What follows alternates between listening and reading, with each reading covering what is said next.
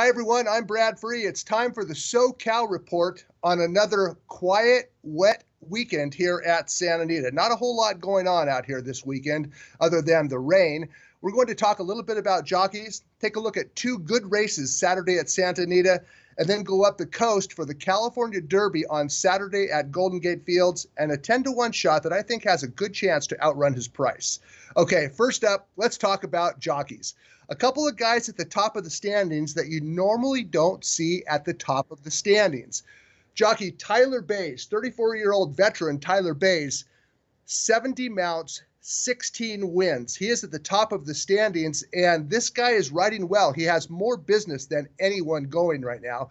He's ridden more horses than anyone here in Southern California, and he has won more races. It's kind of dramatic because 1 year ago, at this point in the meet, Tyler Bays was 5 for 69. Well, what a difference a year makes. Tyler Bays on top of the standings, 16 for 70. You won't see his name on Saturday, Sunday, or Thursday. He's serving a 3-day suspension. When he comes back on Friday, January 27th, keep your eye on Tyler Bays. He's riding well. He's getting a lot of opportunities, and he is delivering. Second in the standings, well, he's the next great jockey in Southern California, 24-year-old Flavien Prat, who has won 13 races from 60 mounts so far. He's perennially among the top 2 leading riders at every meet in Southern California, along with Rafael Bejarano. And Prat ranked number 2 right now in the standings. Bays and Prat, they're off to hot starts. Things are going to change as this winter meet unfolds. As for the 2 guys that were on top of the standings at this stage 1 year ago, they're off to kind of a slow start. Santiago Gonzalez was 16 for 79 a year ago at this time. He is off to a slow start, 3 for 35. Rafael Bejarano a year ago was 15 for 69. He's starting to pick it up, 7 for 50 going into the week. Keep your eye on Bays and Prat and waiting for Gonzalez and Bejarano to kind of pick things up a little bit. Okay, time to talk handicapping. And race number 5 on Saturday is the Grade 2 Santa Monica Stakes, and it includes the comeback of Breeders' Cup Filly Mare Sprint winner Finest City.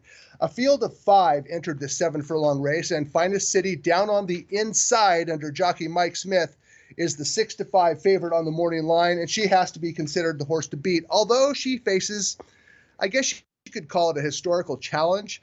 The Breeders' Cup Filly Mare Sprint is relatively new to the Breeders' Cup program. In fact, we've only had 10 of them.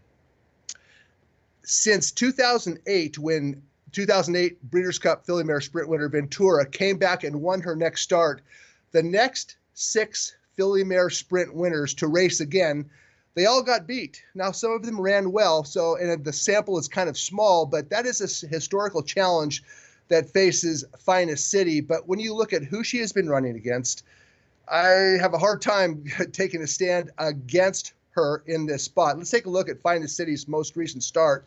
It was in the Breeders' Cup Filly Mare Sprint right here at Santa Anita on November 5th, and she took the lead at the head of the lane, and Wavell Avenue came to her outside and looked like she might go right past Finest City, but Finest City, the classy filly that she is, she dug in, and she actually was inching clear late. A very decisive win. That was her most recent start. It was in early November. She's making her comeback down on the inside in a race that does not have a whole lot of speed. I think that jockey Mike Smith should be able to get a good trip forwardly placed. If he's not on the lead, he'll be up there close. And if Finest City runs back to her form from 2016, she'll be very tough to beat as the 6-5 favorite. Now, there might be no sharper filly in this race than number 2, Bad Juju, who could be outclassed, but boy, is she good right now. And she delivered one of the better performances of her 17-start career last time out. She sat back off a blazing early pace. They went 21-2, 44 flat for the half. And Bad Juju, ridden perfectly that day by Norberto Arroyo, rallied from behind. She won going away, her 3rd consecutive win, a decisive win. It did not get a very good number. She typically gets buyer speed figures in the 80s, Bad Juju does. Meanwhile, Finest City generally gets numbers in the 90s. So I think it's going to be Finest City in the winner's circle after the Santa Monica Stakes on Saturday, race number 5. Hey, there's a 65 shot for you. By the way, the Santa Monica has been extremely formful of late. In fact, 6 of the last 11 Santa Monicas have been won by the betting favorite. Okay, on to the best betting race on Saturday. It's race number 7 for maiden 3-year-olds. And one of these colts we've already talked about a little bit. Last week, I referred to Battle of Midway, a smart strike colt out of Grade 1 winner Rigoletta, nearing his debut for trainer Jerry Hollendorfer. Well, it's time to race. Saturday, Battle of Midway is number 4 in an 8-horse field, and it looks like a potentially loaded maiden race. 3 hotshot first-time starters, including Battle of Midway, who I touched on, and believe me, expectations are high for Battle of Midway. The favorite in the race is number 2, Palmer's Way, a son of gemologist trained by Peter Miller, fast works at San Luis Rey, and gemologist off to a terrific start as a first crop sire.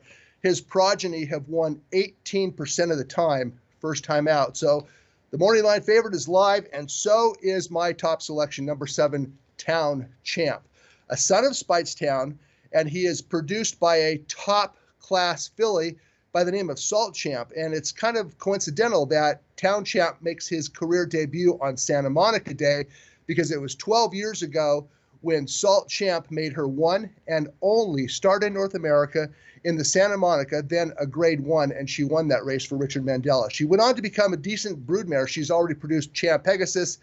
Town Champ has been training very well for Phil D'Amato. He actually tipped me on this horse 3 weeks ago and said, I have a Speightstown colt that can really run. Well, here we are. Saturday, Speightstown, good debut sire. His progeny win at a 16% clip, and Speightstowns do love the mud. It's going to be a wet weekend out here in California. And I expect number 7, Town Champ, to run well first time out and maybe win the race. Also looking forward to the debut of Battle of Midway. By the way, regarding those 2 maidens we talked about last week, one of them was Battle of Midway. The other one was Reach the World. Reach the World finished a better-than-looked 3rd in his career debut last weekend for trainer Bob Baffert, going 2 turns, and I expect Reach the World to improve a ton when he makes his next start, probably sometime in February. Meanwhile, Town Champ in race number 7 on Saturday at Santa Anita. Okay, I promised we'd go up the coast to Golden Gate Fields for the $100,000 California Derby, and a field of 8 entered this 1 1/16 mile race on synthetic footing at Golden Gate Fields, and the favorite is number 5, Vending Machine. His most recent start was his 3rd career win. It was in the Eddie Logan Stakes on a good turf course at Santa Anita. He pressed a slow pace, and he came away late. Vending Machine has turned out to be one heck of a claim by trainer Peter Miller. Took this colt for $50,000 late last year, and he has gone on to win more than $100,000. He's the 2-to-1 favorite on the morning line. I don't think he has to win the California Derby on Saturday. He's a good colt. He should handle any surface. He's a half brother to Comma to the Top, who won stakes on dirt, on turf, on synthetic. So Vending Machine kind of following in his siblings' footsteps as a multi-surface specialist.